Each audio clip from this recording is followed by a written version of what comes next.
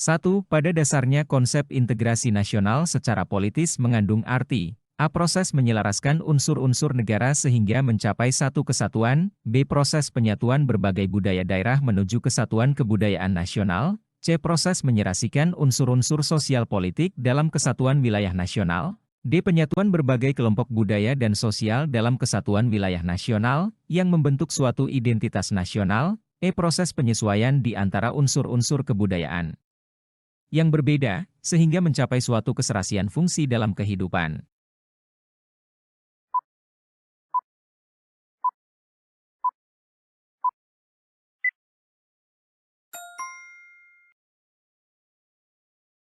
Pada dasarnya konsep integrasi nasional secara politis mengandung arti penyatuan berbagai kelompok budaya dan sosial dalam kesatuan wilayah nasional yang membentuk suatu identitas nasional.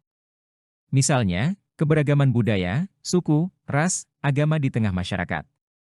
Meski banyak perbedaan, berbagai etnis yang tinggal di satu pulau saling berbaur dan menghormati perbedaan. Dua faktor di bawah ini yang bukan merupakan faktor pendorong tercapainya integrasi nasional adalah A. Adanya tekad serta keinginan untuk bersatu di kalangan bangsa Indonesia. B. Adanya rasa senasib dan seperjuangan yang diakibatkan oleh faktor sejarah. C. Adanya jiwa dan semangat gotong royong, solidaritas, dan toleransi keagamaan yang kuat. D. Adanya ancaman dari luar yang menyebabkan munculnya semangat nasionalisme di kalangan bangsa Indonesia. E. Adanya ideologi nasional yang tercermin dalam simbol negara, yaitu Garuda Pancasila dan semboyan Bhinneka Tunggal Ika.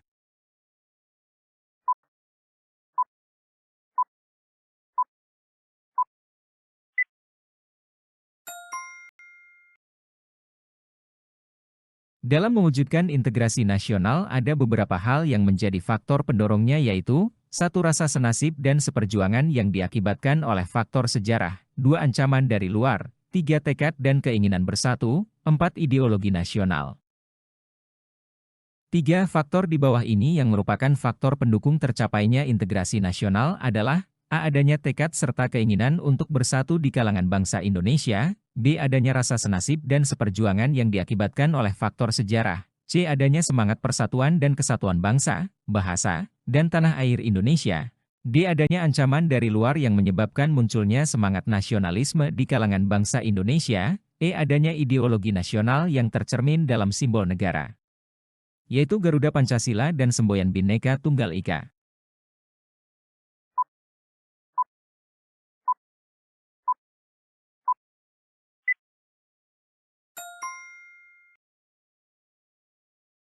Adapun faktor pendorong terjadinya integrasi yaitu 1. Adanya persamaan sejarah. Rasa senasib dan seperjuangan pada zaman dahulu digunakan untuk kemerdekaan Indonesia dan lepas dari penjajah mendorong integrasi nasional. 2. Adanya ideologi nasional, berupa Pancasila yang bisa menjadi pendorong integrasi. 3. Adanya keinginan untuk bersatu. 4. Adanya ancaman dari luar. Ancaman dari luar ini perlu diminimalkan agar integrasi nasional dapat terwujud di setiap lapisan masyarakat yang ada di seluruh wilayah Indonesia. 4. Keberagaman harus membentuk masyarakat Indonesia yang memiliki toleransi dan sikap saling menghargai. Oleh karena itu, diperlukan adanya A. Komitmen persatuan bangsa dalam keberagaman. B. Komitmen untuk membangun daerahnya masing-masing. C. Komitmen untuk mensejahterakan rakyat di daerah tertinggal. D. Komitmen untuk memajukan daerahnya dalam bingkai persatuan. E. Komitmen persatuan antara sesama umat seagama dan semangat ukhuwah.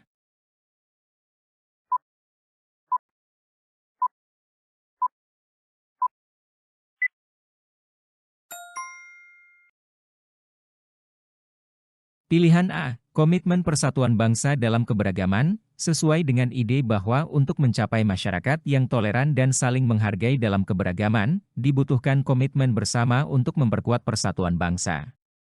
Komitmen ini mencakup tekad untuk memahami, menghargai, dan menerima keberagaman yang ada dalam masyarakat Indonesia.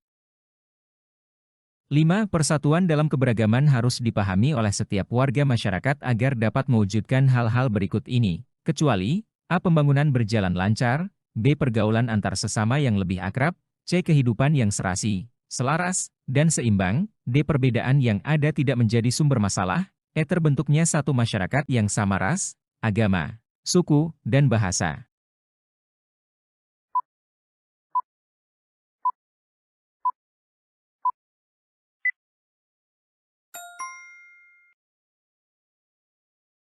Pilihan E menyatakan terbentuknya satu masyarakat yang sama ras, agama, suku, dan bahasa. Ini tidak sesuai dengan prinsip keberagaman, yang mencakup pengakuan dan penerimaan terhadap perbedaan, termasuk perbedaan ras, agama, suku, dan bahasa. 6. Persatuan dan kesatuan bangsa sangat penting bagi bangsa Indonesia, hal itu karena A. Bangsa Indonesia adalah bangsa yang toleran, B. Bangsa Indonesia adalah bangsa yang beragam, C. Bangsa Indonesia memiliki semboyan Bhinneka Tunggal Ika, D. Pengalaman sejarah bangsa Indonesia pernah dijajah oleh bangsa Barat selama 350 tahun, E. Dengan persatuan dan kesatuan bangsa Indonesia yang majemuk akan menjadi kokoh dan kuat.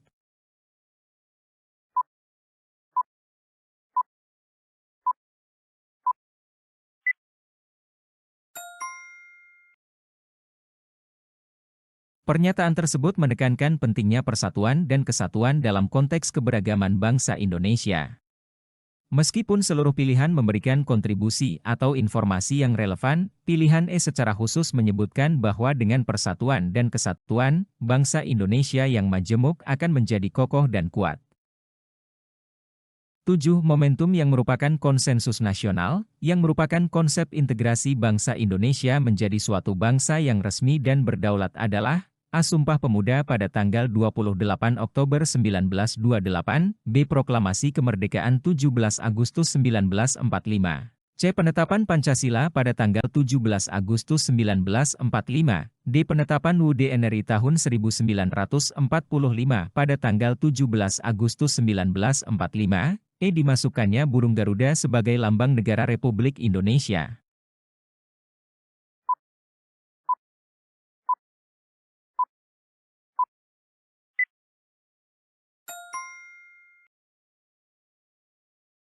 Momentum yang merupakan konsensus nasional, yang merupakan konsep integrasi bangsa Indonesia menjadi suatu bangsa yang resmi dan berdaulat adalah Sumpah Pemuda pada tanggal 28 Oktober 1928. 8. Pada dasarnya integrasi nasional ini sebagai proses penyatuan suatu bangsa yang mencakup semua aspek kehidupannya, yaitu aspek sosial, politik, ekonomi, dan budaya. Integrasi juga meliputi aspek vertikal dan horizontal. Pernyataan tersebut dikemukakan oleh A. John Locke, B. Myron Weiner, C. Howard Urigins, D. Nazaruddin Samsudin, E. J. Soejati Jiwandono.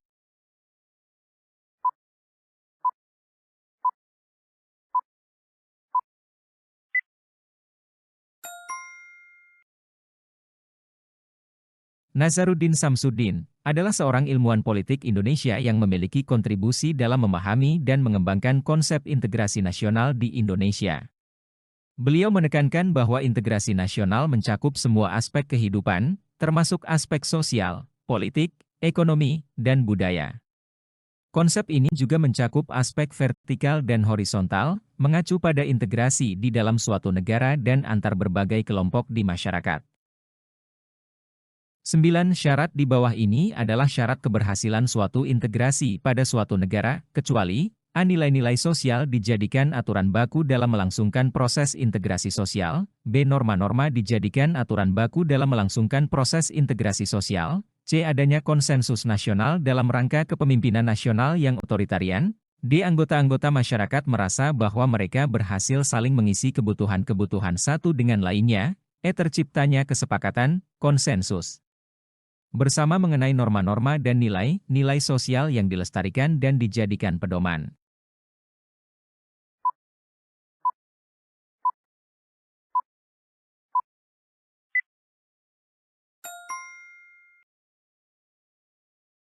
Pilihan C menyebutkan adanya konsensus nasional dalam rangka kepemimpinan nasional yang otoritarian.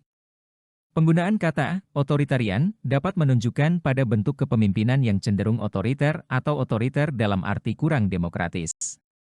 Secara umum, integrasi yang berkelanjutan cenderung melibatkan kepemimpinan yang responsif terhadap aspirasi dan kebutuhan masyarakat, serta berbasis pada prinsip-prinsip demokrasi. Oleh karena itu, pilihan C tidak sepenuhnya mencerminkan syarat yang umumnya dianggap positif dalam keberhasilan integrasi.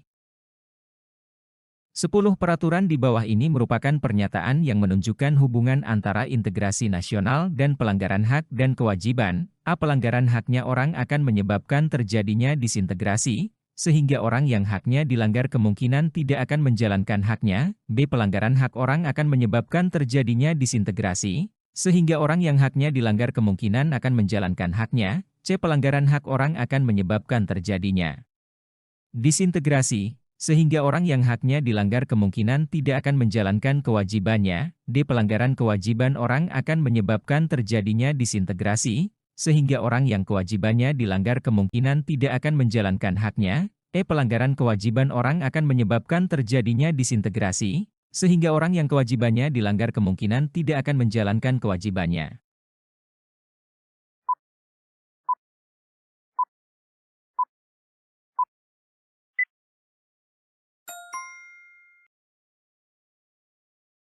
Tugas utama warga negara, yaitu menyeimbangkan pelaksanaan hak dan kewajiban agar memperoleh kehidupan dan kesejahteraan yang baik. Pelanggaran hak orang akan menyebabkan terjadinya disintegrasi, sehingga orang yang haknya dilanggar kemungkinan tidak akan menjalankan kewajibannya. 11. Upaya yang dapat dilakukan untuk mencapai integrasi nasional dapat dilakukan dengan cara A. Menjaga keselarasan antar budaya, B. Menjaga keselarasan antar kelompok masyarakat tertentu, C. Menjaga keserasian antara masyarakat dan pemerintah yang berkuasa, D. Menjaga keserasian antar internal budaya dalam kelompok masyarakat tertentu, E. Menjaga keserasian dan keselarasan antar penganut agama dalam kelompok masyarakat.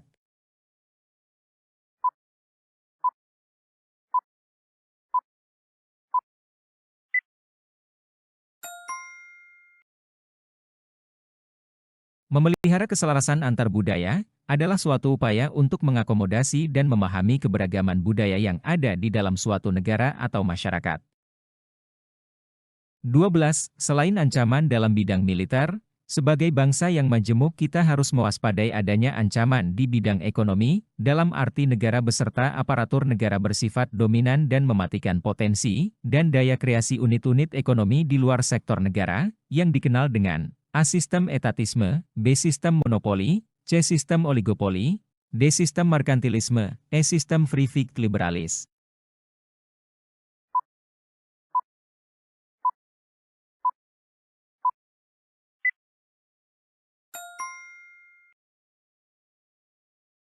Sistem etatisme mengacu pada sistem di mana negara memiliki kontrol yang besar atau dominan terhadap sektor ekonomi. Dalam konteks ini, negara dan aparatur negara memiliki peran yang dominan dan dapat mematikan potensi dan daya kreasi unit-unit ekonomi di luar sektor negara. 13. Suatu usaha yang bersifat mengubah atau merombak kebijaksanaan yang dilakukan secara konsepsional melalui tindak kriminal dan politis, dinamakan A. Ancaman, B. Tantangan, C. Hambatan, D. Gangguan.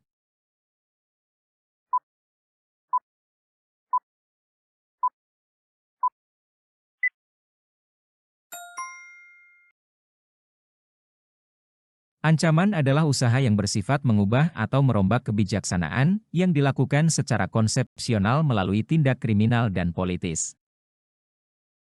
14. Pasal 30 ayat 1 dan 2 UUD NRI tahun 1945 menyatakan bahwa tiap warga negara berhak dan wajib ikut serta dalam usaha pertahanan dan keamanan negara yang dilaksanakan melalui sistem pertahanan dan keamanan rakyat semesta dengan komponen utama, yaitu A. Masyarakat, B. TNI dan Polri, C. Tentara Nasional Indonesia, D. Kepolisian Republik Indonesia, E. Pertahanan Sipil.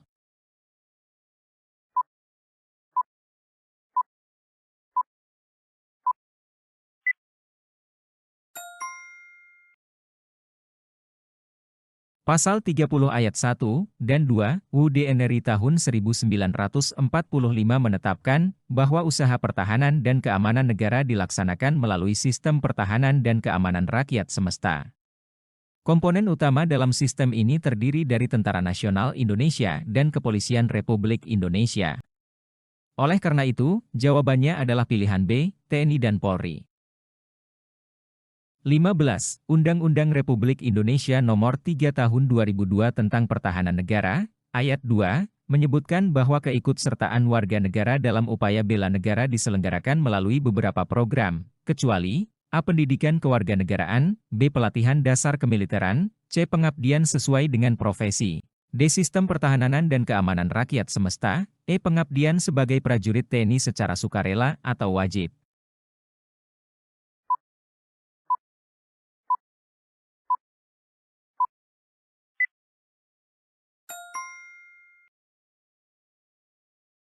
Upaya bela negara diselenggarakan melalui beberapa program. 1. Mengikuti pendidikan kewarganegaraan, 2. Mengikuti pelatihan dasar kemiliteran secara wajib, 3. Melaksanakan pengabdian sebagai seorang prajurit TNI dengan sukarela ataupun wajib, 4. Melaksanakan pengabdian sesuai pekerjaan atau profesi masing-masing warga negara.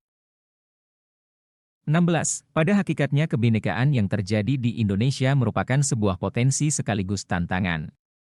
Dikatakan sebagai sebuah potensi, karena A. Mudah tumbuhnya perasaan kedaerahan yang amat sempit, B. Membuat penduduk Indonesia berbeda pendapat yang lepas kendali, C. Dapat menjadi ledakan yang akan mengancam integrasi nasional, D. Dapat menjadi ledakan yang akan mengancam persatuan dan kesatuan bangsa, E. Memiliki kekayaan yang melimpah baik kekayaan alam maupun kekayaan budaya.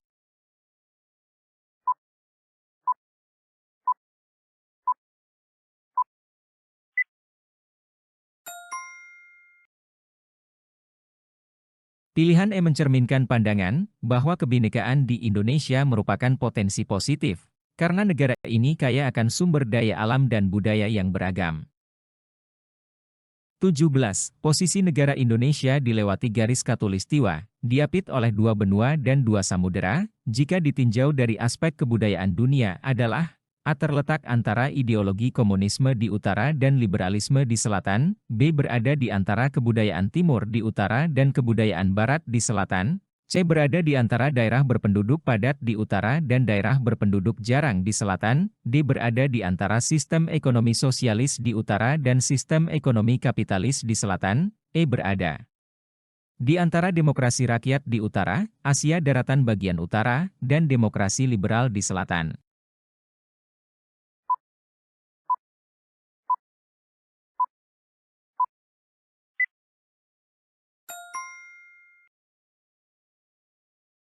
Indonesia memiliki posisi geografis yang unik dengan garis khatulistiwa yang melintas, diapit oleh dua benua, Asia dan Australia, dan dua samudera, Samudera Hindia dan Samudera Pasifik. Secara kebudayaan, Indonesia terletak di antara kebudayaan timur, Asia, di utara dan kebudayaan barat, Australia dan pulau-pulau di sekitarnya, di selatan. Hal ini menciptakan keberagaman budaya yang kaya di Indonesia.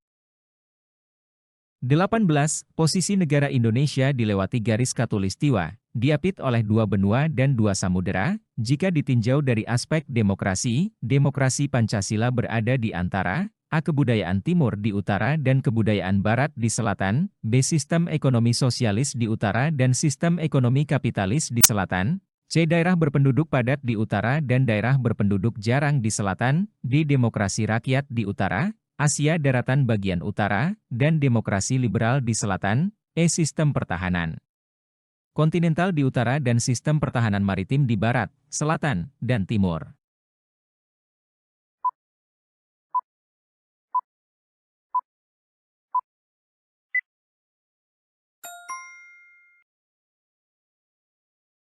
Pilihan D mencerminkan posisi Indonesia yang geografisnya terletak di antara sistem demokrasi rakyat di utara, misalnya di sebagian besar Asia daratan bagian utara, dan sistem demokrasi liberal di selatan, misalnya di Australia dan sekitarnya. Demokrasi Pancasila di Indonesia memiliki ciri-ciri khas yang mencerminkan nilai-nilai lokal dan nasional, dan meskipun terinspirasi oleh demokrasi, ia berada di antara tradisi demokrasi rakyat dan demokrasi liberal. 19. Pemberontakan bersenjata melawan pemerintah Indonesia yang sah, merupakan bentuk ancaman militer yang dapat merongrong A. Kewibawaan negara, B. Kerukunan antar umat beragama, C. Keselamatan masyarakat pedesaan, D. Keselamatan masyarakat perkotaan, E. Kehormatan pemimpin partai politik.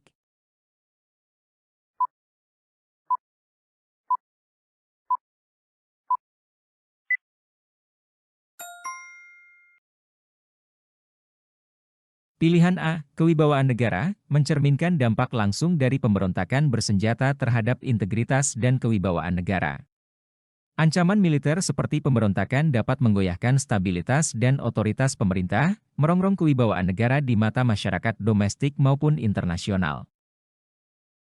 20 tempat di bawah ini adalah tempat yang harus dilindungi dari aksi sabotase, yaitu A. Objek-objek vital nasional dan instalasi strategis, B. Daerah yang menjadi pusat hiburan masyarakat, C. Daerah wisata Pantai Ancol dan Pantai Laut Selatan, D. Objek-objek wisata pegunungan dan agroindustri, E. Objek-objek hiburan nasional yang menjadi ikon daerah.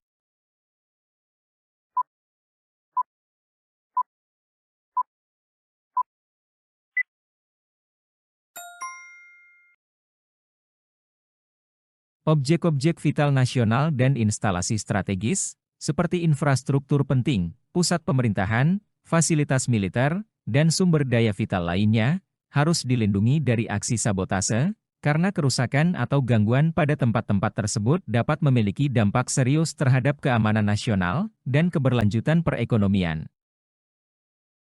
21. Gangguan keamanan laut yang mengganggu dan mengancam aspek ekonomi nasional, yaitu A. Terorisme, B. Illegal logging, C. Illegal fishing, D. Global warming, E. White coral crime.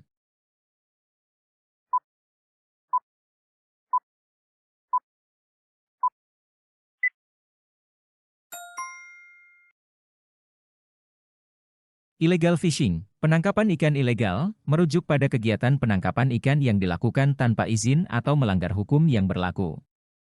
Hal ini dapat merugikan sektor perikanan dan ekonomi nasional, serta dapat mengancam keberlanjutan sumber daya laut. Illegal fishing juga dapat menciptakan ketidaksetaraan dalam pemanfaatan sumber daya laut yang seharusnya diatur secara berkelanjutan. 22. Ancaman yang berdimensi politik yang bersumber dari dalam negeri, dalam bentuk pola perjuangan tidak bersenjata dan sering ditempuh untuk menarik simpati masyarakat adalah A. Memobilisasi masyarakat untuk mendatangi kantor pemerintahan, B. Menggalang kekuatan politik untuk melemahkan kekuasaan pemerintah, C. Pengerahan massa untuk menolak hasil pilkada yang dianggap tidak netral, D. Menolak salah satu pasangan calon pemenang pemilu yang ditetapkan KPU, E. Menggalang dukungan masyarakat untuk mendukung salah satu pasangan calon.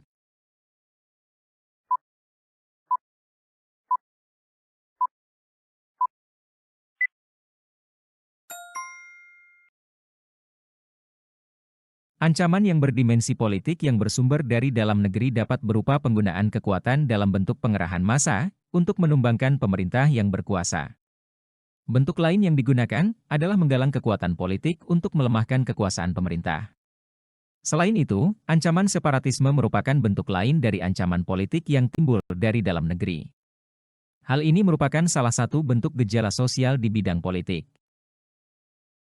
23. Pengaruh negatif globalisasi sosial budaya yang dapat menjadi ancaman kedaulatan Indonesia khususnya dalam bidang sosial budaya, yaitu A. Indonesia akan dibanjiri oleh barang-barang dari luar, B. Sektor-sektor ekonomi rakyat yang diberikan subsidi semakin berkurang, C. Cepat atau lambat perekonomian negara kita akan dikuasai oleh pihak asing, D. Memudarnya semangat gotong royong, solidaritas, dan kesetiakawanan sosial.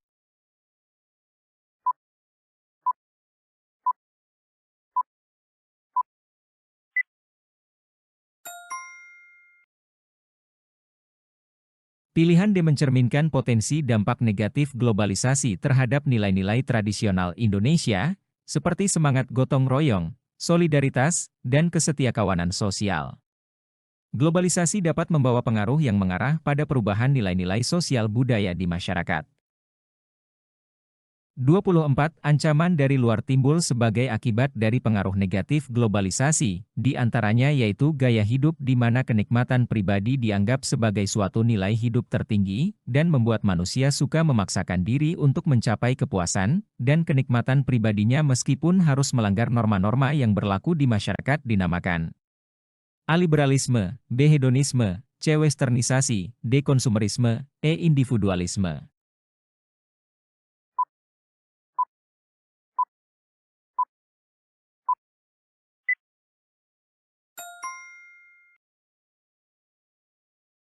Hedonisme merujuk pada orientasi hidup yang menempatkan pencarian kenikmatan dan kepuasan pribadi sebagai nilai tertinggi.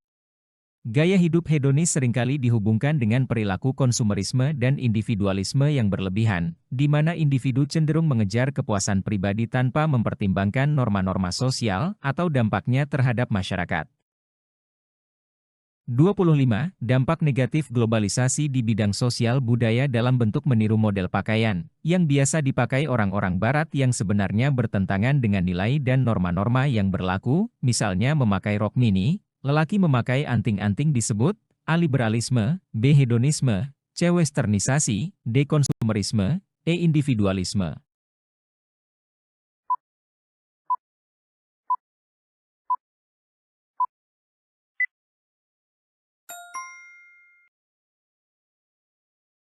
Westernisasi merujuk pada pengaruh dan adopsi unsur-unsur budaya Barat, termasuk gaya hidup, pakaian, dan norma-norma sosial. Pilihan ini mencerminkan adopsi atau peniruan model pakaian yang biasa dipakai orang Barat, yang bisa bertentangan dengan nilai dan norma-norma lokal yang berlaku di masyarakat.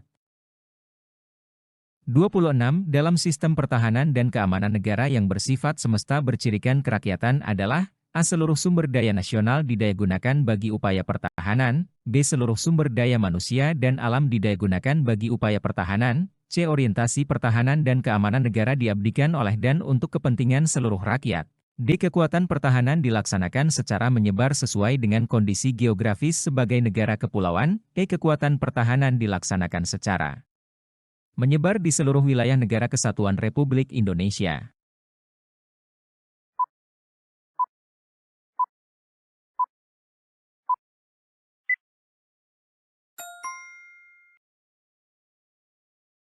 Pilihan C mencerminkan pendekatan yang bersifat kerakyatan dalam sistem pertahanan dan keamanan negara, di mana orientasinya adalah diabdikan oleh dan untuk kepentingan seluruh rakyat.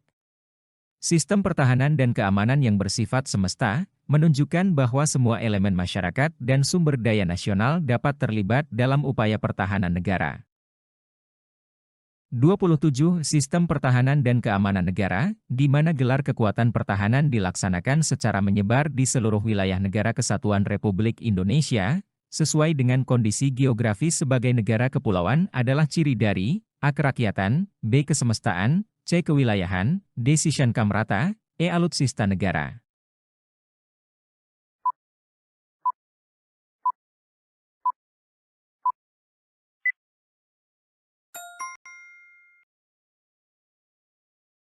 Sistem pertahanan dan keamanan yang mengedepankan kewilayahan, menyesuaikan strategi pertahanan dengan kondisi geografis suatu negara. Dalam konteks Indonesia sebagai negara kepulauan, penerapan kebijakan pertahanan yang menyebar di seluruh wilayah, merupakan langkah yang sesuai untuk menjaga keamanan dan kedaulatan di setiap bagian negeri. 28. Hal yang bukan merupakan strategi dalam mengatasi ancaman di bidang politik adalah A. Mengembangkan demokrasi politik, B. Mengaktifkan masyarakat sipil dalam arena politik, C. Mengadakan reformasi lembaga-lembaga politik, D. Meningkatkan daya beli masyarakat melalui program jaringan pengaman sosial, E. Memperkuat kepercayaan rakyat dengan cara menegakkan pemerintahan yang bersih dan berwibawa.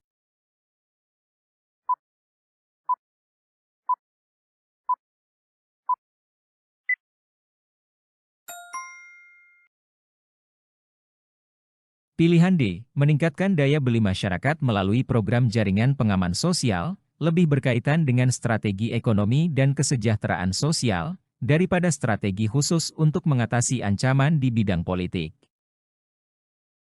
29.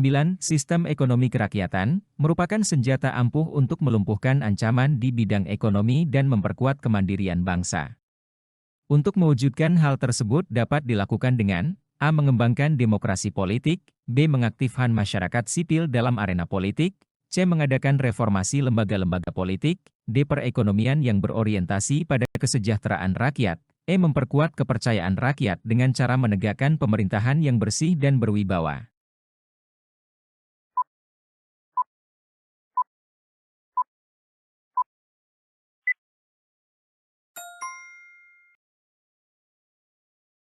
Sistem ekonomi kerakyatan menekankan pada perekonomian yang berorientasi pada kesejahteraan rakyat.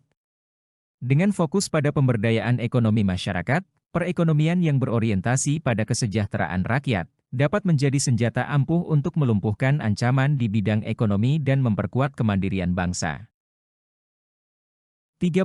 Pancasila dapat dijadikan sarana dalam menghadapi pengaruh dari luar yang dapat membahayakan kelangsungan hidup sosial budaya bangsa Indonesia, dalam bentuk wahana pengintegrasian seluruh unsur kebudayaan nasional dan kebudayaan yang berasal dari luar. B. Filter terhadap budaya negatif yang akan masuk dan menyesuaikannya dengan sendi-sendi budaya nasional. C. Sarana untuk memadukan dan menyatukan seluruh unsur budaya luar yang masuk yang menguntungkan negara. D. Penyaring terhadap budaya-budaya yang menguntungkan secara ekonomi dan berdampak pada ekonomi rakyat. E. Pemersatu budaya luar yang masuk dengan budaya nasional yang bersifat dinamis dan memperkaya kebudayaan nasional.